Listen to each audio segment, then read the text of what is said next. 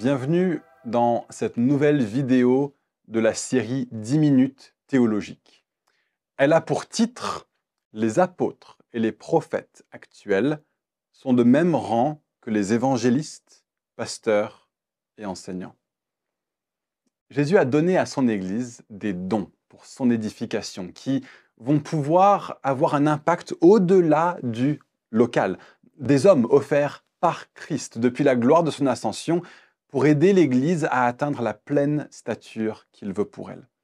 Éphésiens 4 mentionne ces ministères de l'ascension ou ministères dons. Les apôtres, prophètes, évangélistes, pasteurs et enseignants.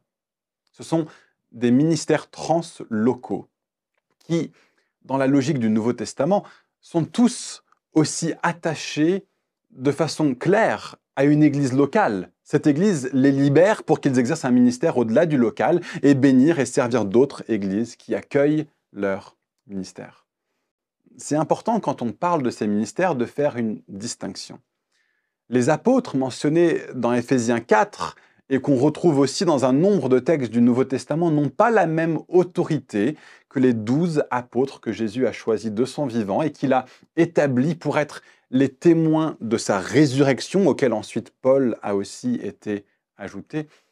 Ces 13 hommes ont eu un rôle qui est unique, c'est-à-dire de transmettre la doctrine fondamentale de Christ dans la première génération de l'Église. C'est eux qui ont authentifié, donné leur sceau d'approbation sur les textes qui seraient reçus comme le canon du Nouveau Testament.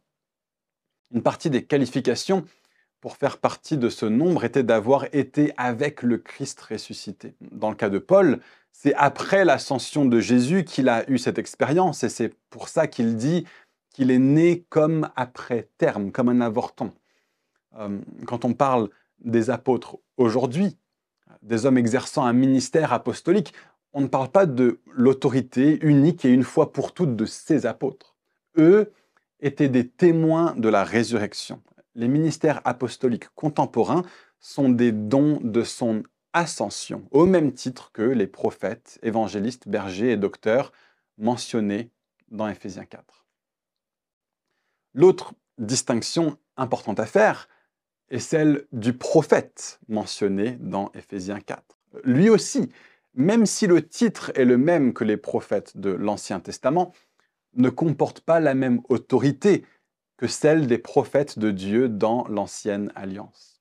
Les prophètes de l'Ancienne Alliance détenaient la pleine onction de Dieu, au même titre que les rois et les prêtres dans l'Ancien Testament. Et par conséquent, leur ministère a été parfaitement récapitulé en Jésus, le prêtre parfait, le roi parfait, le prophète parfait.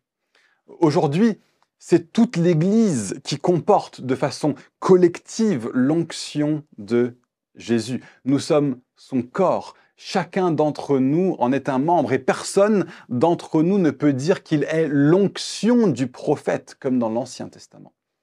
La responsabilité qui venait avec ce titre dans l'Ancienne Alliance était telle qu'on était invité à lapider une personne qui, tout en se disant prophète, se trompait dans ses oracles. Donc, aujourd'hui, ces prophètes, dont de l'ascension de Jésus à son Église, n'ont pas la même autorité que les prophètes de l'Ancien Testament. Ils sont à mettre dans la même catégorie que les autres ministères mentionnés dans Éphésiens 4, les évangélistes, les pasteurs et les enseignants, ainsi que les apôtres qu'on a déjà vus. Mais que font-ils alors? Quel est leur rôle à ces apôtres et prophètes contemporains? Pour résumer le ministère apostolique, son rôle est de permettre à l'Église de rester active et saine dans tout ce qui concerne l'expansion de l'Évangile à travers l'Église.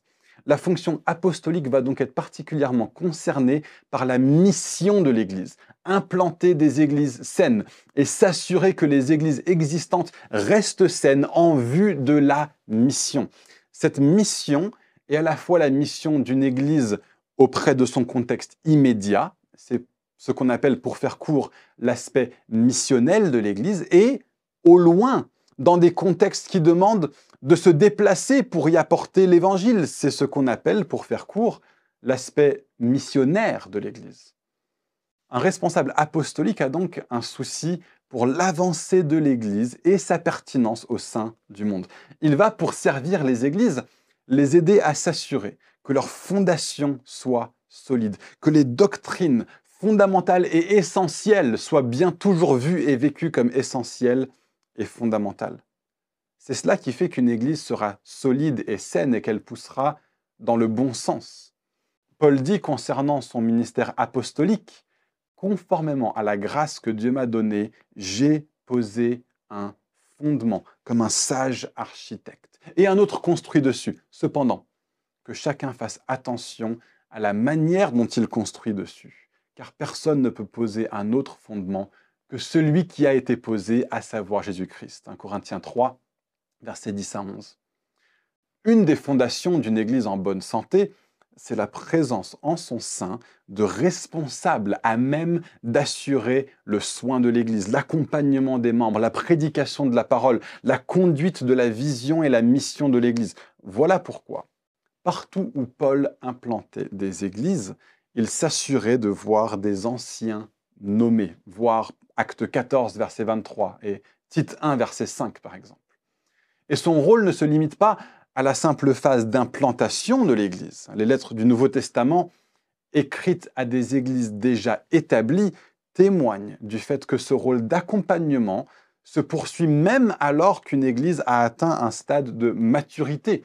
Cet apport apostolique est essentiel pour chaque Église, pour que des hommes doués par Dieu pour ça, offerts à l'Église, puisse aider l'Église à ne pas se reposer sur ses lauriers, mais à rester actif dans l'avancée missionnaire et missionnelle, la mission au près et la mission au loin.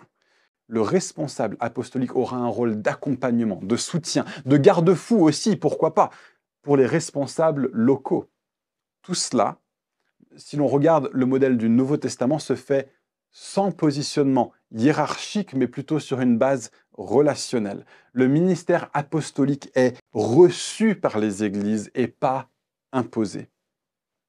Les pratiques de personnes qui se disent apôtres et qui viennent imposer leur ministère à des églises, disant qu'il leur faut qu'ils aient une couverture spirituelle ou quelque chose de ce genre, n'a rien de biblique.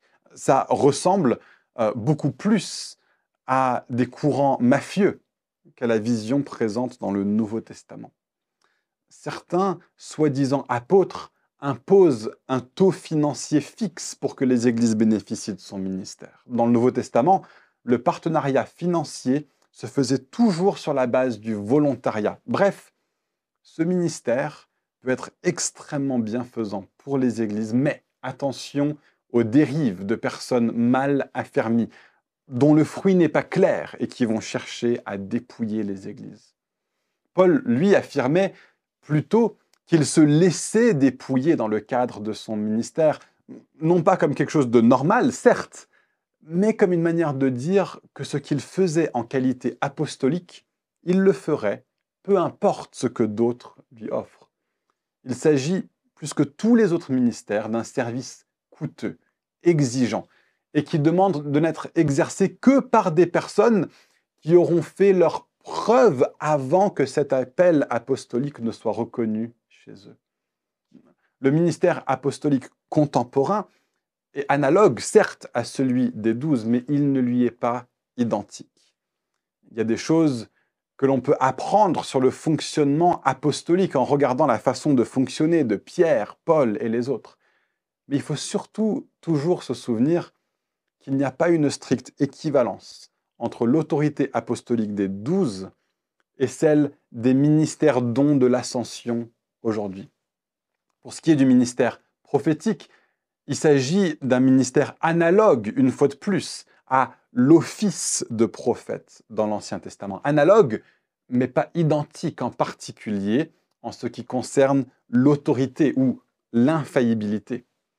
Le propre du prophète dans l'Ancien Testament, c'était de rappeler au peuple de Dieu les termes de l'alliance que Dieu avait conclue avec son peuple. Ainsi, dans la nouvelle alliance, le prophète fera la même chose. Il pourra avoir un côté où il remonte les bretelles de l'Église lorsqu'elle agit de façon non conforme à la volonté de Dieu au sein de ce monde, qu'elle ne vit pas selon l'identité que Dieu lui a accordée en Christ. Ainsi, Une Église qui vit dans le péché peut se voir repris par le prophète, ainsi qu'une Église qui néglige de prendre soin des pauvres, par exemple. Il y a là des points de continuité avec le prophète de l'Ancien Testament. Mais aussi, et c'est une des discontinuités avec le ministère prophétique de l'Ancien Testament, si une Église ne vit pas les bienfaits de la nouvelle alliance, qu'elle se trouve être trop légaliste, qu'elle ne laisse pas suffisamment de place pour l'opération du Saint-Esprit, que la structure de l'Église se focalise trop sur la fonction d'un ou deux responsables sans laisser de la place à l'expression des dons par le corps tout entier. Voilà des choses sur lesquelles le prophète va se prononcer pour rappeler l'Église au terme de l'Alliance. Et voilà son rôle par-dessus tout, nous rappeler la volonté de Dieu donnée par sa parole en vue de s'assurer que le peuple de la Nouvelle Alliance vive vraiment comme Dieu le demande de nous, selon les termes de ce testament qu'il a conclu avec nous par la croix. Ce ministère inclut bien entendu tout un aspect associé à la vie dans l'esprit et par l'esprit, parce qu'un des aspects de la Nouvelle Alliance est que grâce à la mort et la résurrection de Jésus, le peuple de Dieu tout entier est maintenant vivant par l'Esprit. Et l'Église devrait refléter cette réalité. Mais bien plus que ça, un ministère prophétique qui travaille main dans la main avec un ministère de type apostolique va aussi pouvoir aider une Église à aller là où Dieu les emmène au niveau de la mission. Bref, l'Église est une entité missionnelle plutôt qu'une entité statique.